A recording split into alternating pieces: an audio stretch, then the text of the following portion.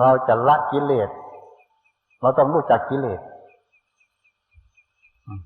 ว่ากิเลสมันไปทำงานรูปอะไรเส้นทางมีอะไรบ้างไปที่ไหนอย่างไรมันต้องรู้จักนี่ถ้าเราไม่รู้จักเส้นทางของกิเลสทำงานของกิเลสแล้วนะมันทำอะไรก็ไม่ได้เลยเหมือนกับเราจะว่าจะจับโจรแต่ละคนน่ะมันต้องรู้จักหน้าตาโจรเป็นอย่างไรที่อยู่ที่อาศัยของพวกโจรเขาอยู่ที่ไหนเขาออกทำงานอย่างไรเดือนไหนเวลาใดเขาออกทำงานการปล้นไปลักเวลาไหนเขาเข้าพักที่ของเขาต้องสืบให้รู้ทุกแง่ทุกมุมพอจะจับโจรออกมาได้ไม่ใช่เราเอาง่ายๆอันนี้เช่นเดียวกันเรื่องปัญญาเราจะลบล้างตัณหากิเลสทั้งหมดต้องรู้จักว่ากิเลสตัณหาเราทำงานเรื่องอะไรบ้าง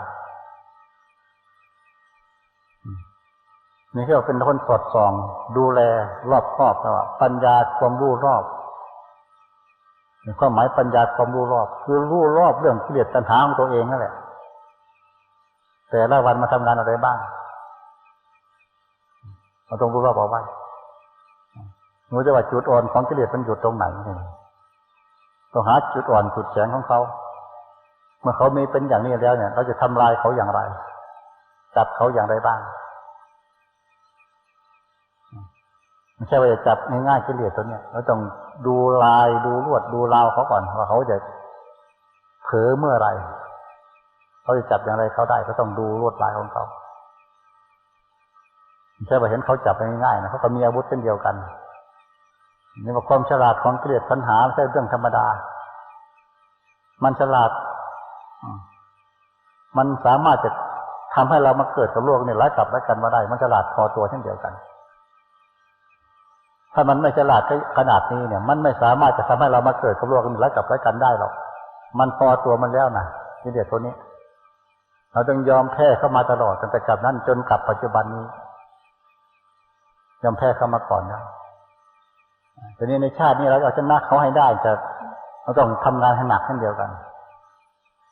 ต้องดูกำลังของกิเลสอ่ะมันมีกำลังขนาดไหน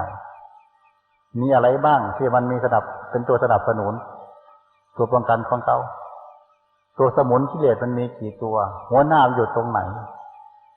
มันต้องค้นหาขนาดนั้นเลยนี่เราไม่รู้จักกิเลสทำอะไรไม่ได้สมุนก็ไม่รู้เขาด้วยอุปกรณ์ที่นำมาทำลายเราทุกวันก็ไม่รู้เขาเช่นเดียวกันเราต้องรู้จักกำลังของกิเลสทุกขั้นตอนมันจึงจะทำลายกิเลสได้เหมือนกับว่าเจ้าหน้าที่จะทำลายพวกโจรมหาโจรต่างๆเจ้าจะเดินไปจับเขาที่เดินง่ายปืนเขาก็มีนี่คนยิงตายหมดนั่นแหละทำอะไรไม่ได้หรอกเหมือนกับว่าจะสร้างปัญญาขึ้นมากันต้องสร้างให้มันพอตัวเราซะก่อนเราต้องยอมแพ้ไว้ก่อนบางสิ่งบางอย่างพอเราแพ้มาจากกิเลสเคยแพ้มาแล้วเนี่ยเคยแพ้มาได้กับและกันบางอย่างจนถึงปัจจุบันก็ยังแพ้อยู่ในความแพ้ของเราเนี่ยจะมาเป็นตัวฝึกคนเราว่าเราเอาชนะเขาอย่างไรอันนั้นได้ว่ายอมแพ้ไว้ก่อนขนาดนี้พูดง่ายๆว่าเราแพ้แบบคมในฝัก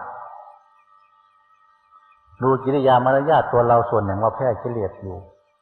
แต่ส่วนหนึ่งเราจะไม่ยอมแพ้กิเลสเราจะไม่ยอมแพ้กิเลสนั่นคืออะไรเราจะเป็นลักษณะซุ่มตัวอยู่คือซุ่มตัวอะไรซุ่มตัวฝึกปัญญาของเราคือไม่ต้องออกมาเปิดเผยให้กิเลสได้รู้จักว่าเราซุ่มตัวอย่างไรบ้างเพื่อว่าฝึกตัวคิดฝึกปัญญาของเรามันพร้อมเพื่อจะไปต่อประจันบานกันต่อก่อนกับปัญหาต่างๆกิเลสต่างๆให้อยู่ตัวกันได้อย่างน้อยเสมอกันยังดีเนี่ยเราจะว่าการภาวนาต้องมาศึกษาเข้าสุตตะมัญญปัญญาคำเดียวจะศึกษาอาการของกิเลสทั้งหมด